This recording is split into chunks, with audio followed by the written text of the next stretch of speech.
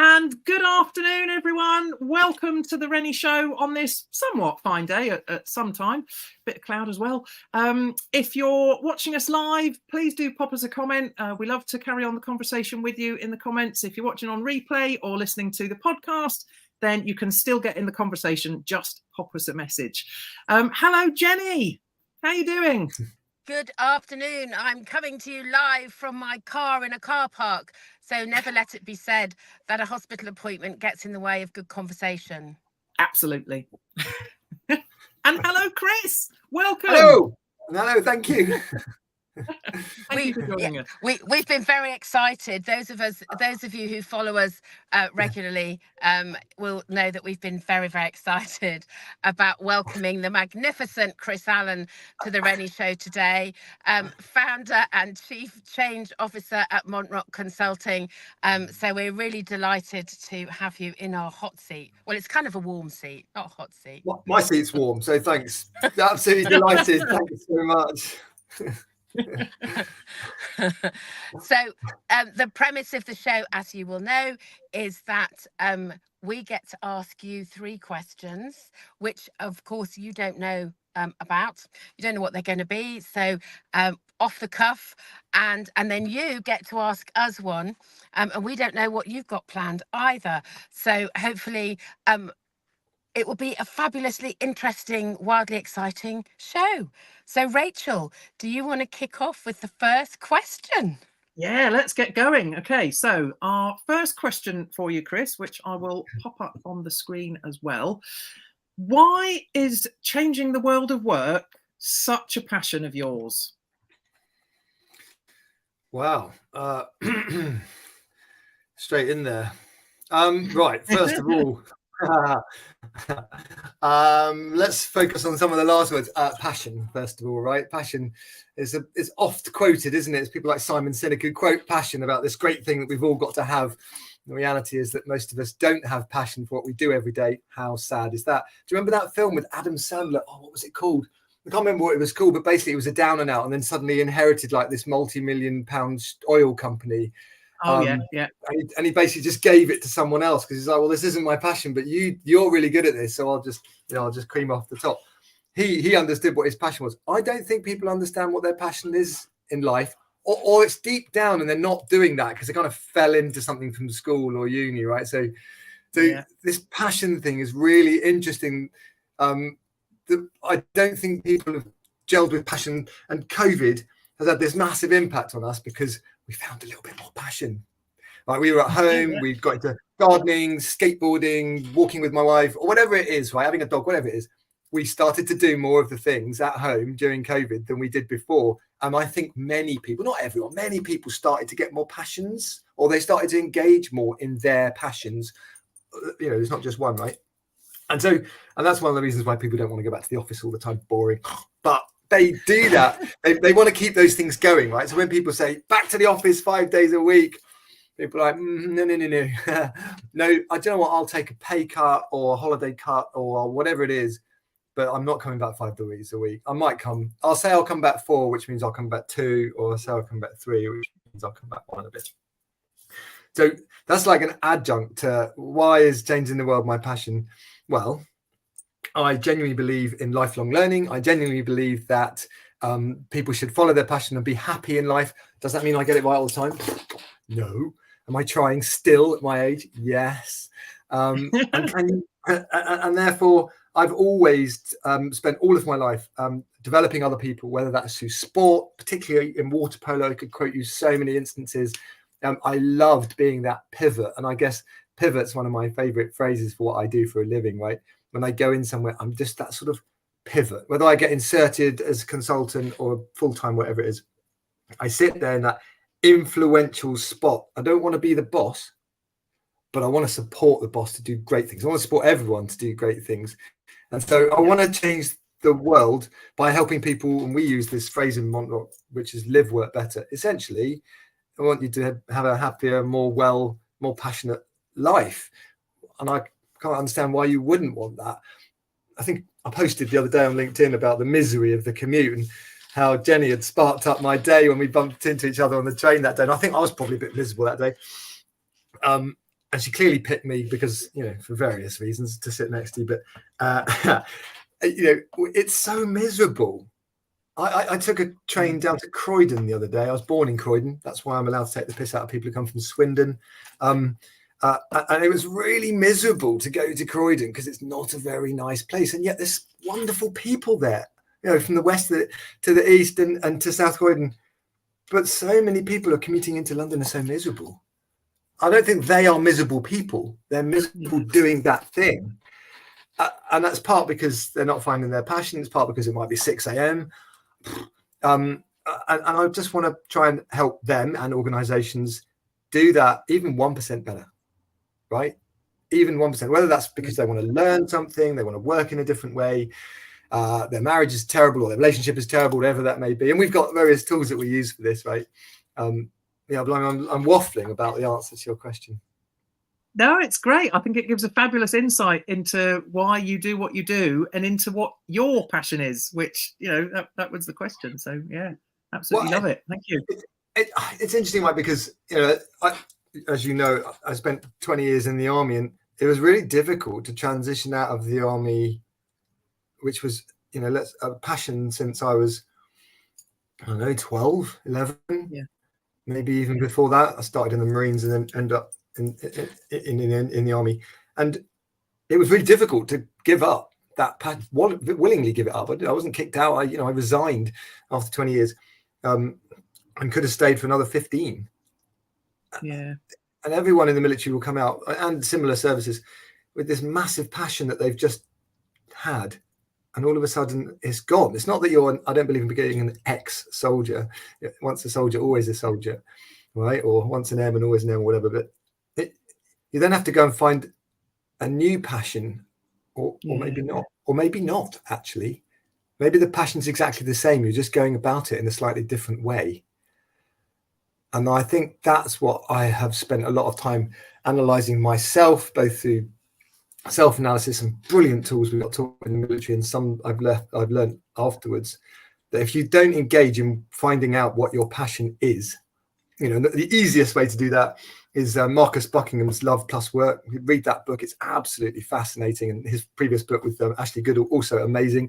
You know, do the simple exercise of what do you love and what do you loathe in life. It will help you find out your passion. Not the things that are nice. I kind of like doing that. No. I hate doing this and I love doing that. Okay, well, what exactly do you love about it? Why aren't you doing that? What's stopping you from doing that? And we don't live in a utopian world, right? I'd love to be able to stare out of my shower in the morning at the surf and get on my surfboard. But it's just not realistic for the life I've got at the moment. I could do that, but I would upset the other 5 people in my family so much in achieving that then, you know, it'd be counterproductive. Yeah, balance in all things, I guess. Oh, I don't know about balance. Oh, that brings us on. That brings us on, you see, to question 2, Chris, which is I've heard a lot about what I would call thriving in life. So passion, doing the things you love, not doing the things you hate. So I wondered if you could share with us a Chris special story, because I know there are many. Oh yeah, that's Chris. That really demonstrates your what thriving means for you. Oh, blimey, that's a good one, isn't it? What does thriving? I'm known for my good questions. Yeah. Okay. I would link thriving to flow. Yeah, if you're happy with flow, it's that state, I would call it. And my great friend Cliff Kimber, if you follow him on LinkedIn, it's absolute diamond about this, still writing a book about it. It's about this sort of hedonistic state. And I use the word hedonistic on purpose because, you know, hedonism is a form of flow. It's that moment when you realize this is just brilliant. I love this. Again, back to love, right? I love what I'm doing. And therefore, when you love what you're doing, you'll thrive at it. Now, don't get me wrong. If you love what you're doing that doesn't pay you any money, there's a challenge there, unless you're rich. And that's, you know, that's a different story. So what was the exact wording of your question again, Jenny? It was. Have you got a story that is Right. typical, illustrates typical Chris? Yeah. Okay. And different lives, right? So post-military and in military. Let's go for a military one. Thriving in the military. I was lucky enough to be given command of a artillery battery and parachute artillery, which I took to Afghanistan twice. And the second time, we were tasked to do all this training. We did like 6 to 8 months of training. And the other commanders at my level, the other 3 commanders, clearly brilliant. They've done far better than I have. One of them is a general, blah, blah, blah. All amazing people. And they set about doing this training in exactly the way it says in the book. Like, they did exactly what the book said. Everybody knew what was happening. Really successful. Great. I'm that sort of person. I've read that book, right? Whereas most people haven't. They follow the book, but they haven't read it. I've read the book and thrown it over my shoulder, because for me, thriving is about creativity. It's about being able to use my I hesitate to use the word maverick leadership, but it is maverick leadership. I love maverick. Which to me is about just not accepting no or maybe or yes, doing something different. So I took this great body of men and a few women and looked at what we had to do, and I sat them down and said, right, well, all this stuff, there's nothing new here, really. I mean, we've all been there apart from a few new people. We're going to do this differently. How should we do it differently? And I came up with all these ideas. And then we just set about doing things differently. And do you know what? And I know this sounds, again, counterintuitive. We set about having fun. Don't get me wrong. We're training for war. It's really serious. And we all get that. And I get that more than most of, been around the block a lot. And we set about not thrashing people, not spending extra time away from their family, doing the same things, but slightly differently. What happens if we try it this way? Not just out of the box thinking, but just wipe it clean. Who's got an idea of how we should do this in a different way? Well, let's try it. People are like, you can't do that. Why not? And I would say that moment in time when we did that, I had 100 very, very happy soldiers and officers. We deployed with great passion. They trusted me. I trusted them. I felt like I was in flow. I felt like I was in the zone. Don't get me wrong. I was scared stiff, right? I've been in a number of war scenarios and battlefields up until that point, and I'd had enough, and I was scared. Okay, but they were amazing. They didn't need me. I could get on with my job, which was part leadership and part specialist, and that was definitely thriving. But it was the ability to let them do great things without me trying to control them. I was just there to guide and support them and to do the best thing. I absolutely loved that, and I guess that goes back to the passion from earlier. People are clever. Yeah. Children are clever. We took our 4 kids around India backpacking over Easter. My youngest was 7. I didn't need to control them. They know what was going on. Oh, I gave them a lesson on how to pack a backpack, but they knew what was going on, and they were absolutely all over it. So there you go. That's my thriving story. No, I think, and that's so sings to my experience of you, Chris. And I think that blank, we both talk a lot, don't we, about that having the courage to kind of start with a blank sheet of paper. Absolutely. So not just rearranging the deck chairs. Let's clear the decks. Yep. Let's start again with a clean sheet and just do the what if questions. So that's love it. Thank you. Yeah, definitely. And I love how you talked about flow as well, because that's one thing I found when I left the Air Force. I assumed I was coming from a mindset where I needed absolutely everything to be really regimentally structured.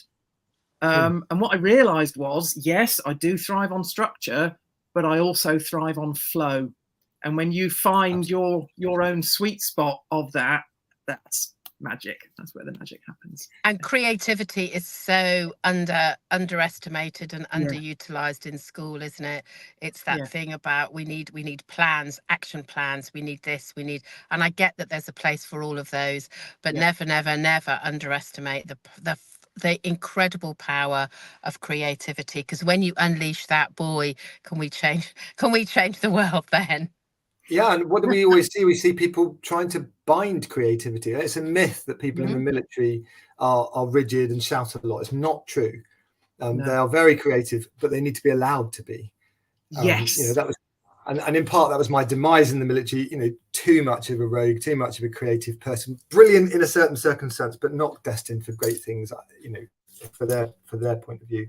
I really wanted to pick up on something you just said there, Jenny, because I wrote it down yesterday when I was talking to someone else. A brilliant quote by a bloke called Andy Stanley. It says, "Without courage, we simply accumulate a collection of good ideas and regrets." And I really like that. Anyway. Love that. Or Yeah. we can share that afterwards, because it's a brilliant one, isn't it? I do love a nice quote. Renny, what's your third question? Ooh. Okay, so if the world was a blank canvas, okay, blue sky thinking, there's no limitations whatsoever, what's your vision for the future in terms of the world of work? What's the halcyon state? Okay. First of all, I think human beings need work. That's a broad brush way of saying need work. I think we are sad, and we can fall into despair without. It's part purpose, but it's without doing something meaningful, and indeed without doing something. And I've had some moments in the last 10 years since leaving the military, and indeed times in the military, when, you know, I didn't really have enough to do. And it was really, you can see how people get depressed. And it can happen really quickly, especially when you run your own business, a small business, and you know the high highs and the low lows. I think we must have something to do. You know, if I won millions on whatever it is, the Euro Millions tonight, I wouldn't give up everything. I'd keep doing what I'm doing, but less of it. Or I would just be a bit more picky. I would definitely want to keep doing it. I wouldn't just say, "Oh no, I can't be bothered." I miss it. I miss the interaction with people. So, to answer your question, I think people need to work. They don't need to work as much, perhaps, as we previously thought, which was a 7-day week, right? How bizarre. To a 6-day week, 5-day week. Oh, we can't have a 4-day week. Why not? Let's face it, most people don't work Fridays anyway, even if they get paid for it. Ooh, controversial. So what? Yeah, I think there must be work, and I also think that it's a really difficult balance. It's one of the biggest questions in the industry, in which I partake in a lot at the moment, which is, well, where is that? And I genuinely believe that is a hybrid scenario. I do think we should get together. You know, countless studies have shown that we only need to get together for human interaction with our colleagues once a month. Okay. Once a fortnight, I don't know, whatever works. But this notion that you have to get together, you have to be with your team in face to face, went out years ago, and we started working internationally. So, and we can work at home or in third spaces or wherever it is. So I think the world of work in the main, there are people at either end which are slightly different, is a hybrid one. Although I do take the point that 60% of the working population are face-to-face frontline workers. You can't do that job somewhere else, but that doesn't mean you can't garner flexibility. A teacher is a really good example. My wife is a teacher. Is a really good example of teachers that have no flexibility. Well, it's not quite true, because actually you have a lot of time when you're not teaching, which is in those holiday periods. You might not necessarily be on holiday, and don't get me wrong, you don't get paid enough anyway, but the flexibility, particularly if you're a caregiver or have children, that's amazing, and you might choose to do that. It works really well. If only we could pay them a little bit better, it would be better. But, so there's flexibility in every job, including frontline workers. You just have to find it, and I think that's my blank canvas for the future world way of work. It's to embed flexibility in every role. I had equality and equity in my head there, but I'm not sure we could achieve either. It can be an aspiration. Yeah. It's a vision. I think we would just need to define or be more clear about what that means and how you can get it, because I don't believe it, even in aspiration, I don't believe it's realistic to be equitable and equal in that regard. It's because different roles, different circumstances, it's just not the same. I'm not talking about like pay and stuff like that. That's clearly ridiculous. How can we pay men and women differently? That's utter rubbish. But things like that, you know what I mean? Yeah. Love it. Brilliant. Okay, well, it's now your turn, Chris. You can be unleashed and ask us anything you like, I think, Okay. and we will answer it. So the floor is yours. Are you ready for this? No. Right, here we are. How would you two work together to win Race Around the World? Ooh, I love that. Ooh. Right, you answer first, Jenny. I'll type it in. Race it round the world or race across the world? Do you mean? Because Race Across the World, you know, the TV thing. yeah. So I have the advantage of being really good friends with one of the teams from the last series. I love it as a program. I think Rach and I would work really well together because we're often inadvertently on the same wavelength, so we think quite similarly. We're creative, we're flexible. They often have to do, don't they? They often have to do all sorts of weird and wonderful tasks to earn money to kind of pay for a lift or whatever. And I think both of us are really good at getting our getting stuck in there. There's almost nothing that we wouldn't have a go at, except I'm not great with heights. That would be a bit tricky for me. But I think we're also really good at communicating. So asking for help, asking for support, talking to people, because the people who are really successful in that series are the people, as ever, who really connect and really talk and who listen, and who take those opportunities and go with the flow. Yeah, absolutely, I love that. And I something else has just come to mind for me. I think, because we're both confident people, self-belief is not an issue. Although we are human, we all have moments. But I think the confidence that we both have in ourselves, I think we would feed off each other in terms of that. And in line with what you've just said, I think there wouldn't be anything that we wouldn't attempt or find a way round or do some, there wouldn't be any giving up. It would never occur to us to say, oh, look, we just can't. No, there's going to be a way. There's that, that really deep-seated kind of hope and just belief that it's going to turn out okay somehow. It might not look pretty, but who cares? If it works in some way, then great. And I think that's the approach we would take. And I think also we would find the joy, wouldn't we, in those situations? So whether that's, I remember the last series where my friend was washing a bus. The end of the day, they got a lift and they had to wash the bus, and his daughter was like, "This is my nail. I don't want to wash the bus. I'm tired. It's been a long day. Why are you washing the bus?" And he said, "Because it's payback. It's reciprocity. That's how the world works. Put gloves on, do whatever you have to do." I think actually at the beginning, I think he said, "You sit down, I'll do your share." But it is that thing about finding the joy in whatever it is you're doing, however, hesitate to use the word menial, whatever the thing is that you're doing, whether it's peeling potatoes, I don't know, for chips in a pizza shop, whatever it is you're doing, we would find the joy in it, however deeply it might seem hidden to others. And I think that stands you in really good stead for keeping going when the going gets tough. And dealing with adversity when it comes up. Absolutely.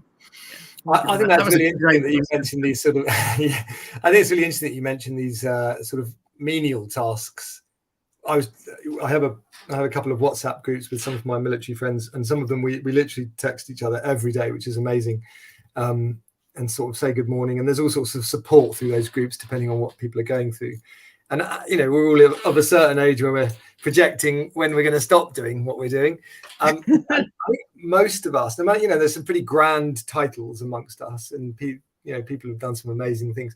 Most people just want to plot around in their garden and use chainsaws and that sort of thing. Very happy to get down and dirty again, doing those things, absolutely not needing to live a life of, you know, being served and, you know, kicking back and let someone else do everything. It's actually the opposite. You know, I had an amazing guy called Pete, who was a sergeant major in the Honourable Artillery Company, where I served for a couple of years. And when he finished, he was a finance guru, absolutely diamond of a man, you know, really detailed. And when he left, he went to work in Waitrose, stacking shelves. Yeah. And he's still working Waitrose. He works here in Waitrose in Bath. I see him all the time. He's one of the most peaceful, calm, contented men. Yeah. He's an absolute diamond to see when you see him in there. He's so welcoming and lovely, and he's happy as Larry. And yet, I think there is that piece. There is that piece, isn't there, that comes from an appreciation of life, and the things that matter. Yeah, the things that really matter, and like that human connection, you know, the relationships that you have with people. And certainly when I've watched the program, they the incredible, and you talked about it right at the beginning, Chris, that incredible kindness of human beings in individual spaces that, you know, maybe not have much but are willing to share it, would go out of their way to support somebody, to be helpful, just humankind. There is still a lot of humankind about, I think. Varies though, isn't it?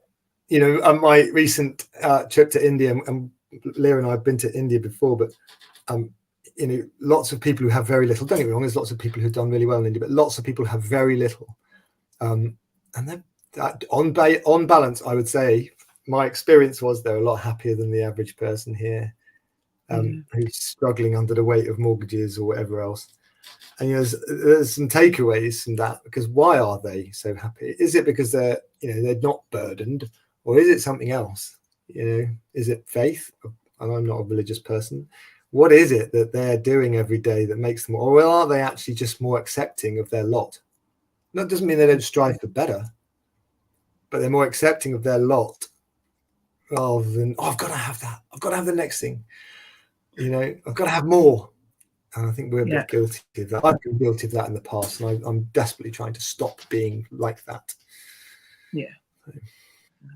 I think that would be a whole other, we could have, because I went to India, as you know, we could have a whole Renny show about the joys of traveling in India, couldn't we? It's not all joy, as you know. We met on a train journey, and I'll tell you, the 5 very long train journeys we did, 5 planes, 2 trains, and a couple of cars. Blimey, we had some savage train journeys. You know, our train was actually cancelled, so we didn't get on a train at all because it didn't ever materialize. So it evaporated into thin air. So our train journey wasn't, which obviously happens on the commute as well, doesn't it? Yeah, maybe that was a blessing. Yeah. Well, maybe. Yeah, you know, and we did some long drives, but the people, there was so much to love about India. It was a dream come true for me. It was, and I have been before, and I lived in Bangladesh, so it wasn't in some ways it wasn't a completely novel experience, but it was, if you know what I mean. It was fabulous.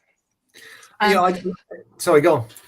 I was just going to say, I'm just mindful of our time. And Chris, it'd be great if you could tell people, our wonderful listeners, all our audience, where they can find you, how they get in touch if they want to work with you.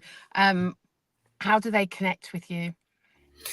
The easiest way is via LinkedIn. You can find me, Christopher Allen, on LinkedIn. And we have our own website as well, which is ridiculously long, MONTROC Consulting .com, MONTROC, MONTROC. It's actually I discovered it's a town in France, MONTROC, which I didn't know when we started the company. We gave the company that name for 2 reasons. One, because we do change, and we're like, you know, from between a rock and a hard place, it's like 2 peaks. It's like, that's quite good. Oh yeah. You know, a mountain and a rock. But actually it came because we were like, oh, what should we call the company? I don't know. We were working it out. And my 4th child had just been born round about then. And I've got 2 girls and 2 boys, and the 2 boys are Monty and Rocco, and I kept getting the names, and I kept saying MONTROC, and Leah said, why don't you just call it MONTROC? So Love it. so we called it MONTROC. Yeah, which is quite good. And then when the girls got a bit older, they're like, "Why haven't we got a company named after us?" Like, well, Oh, things there are you a go. bit more That's your tricky. next one. You say not yet. Yeah. We've tried every combination, it doesn't work. So, but yeah, no. So LinkedIn is the best one. You can find both the company and me on our website. Thanks. Excellent. And I will make sure that's all in the show notes for everyone. It's been an absolute joy. I can't believe we've come to the end of our show already. It's gone like that, hasn't it? Time always flies when you're having fun, doesn't it? Indeed. It's been an absolute joy, Chris. Thank you so much for your time and your energy and sharing your stories. I know there's loads more, so maybe you'll come back another time. Thanks. I really appreciate you asking me, and I'll think about another question for you as well. Yeah. Excellent. We shall look forward to that one then, I think. So it just remains for me to thank everyone for listening. Thanks to Chris for joining us. And don't forget, we'll be back in 2 weeks for the next show. We've got some more exciting guests in the pipeline. So watch this space to find out more about that. But join us again in 2 weeks for your fortnightly dose of honesty and positivity. Thank you for being here. Bye. Bye both. Thanks very much. Take care. Be inspired, be brilliant. Until next time.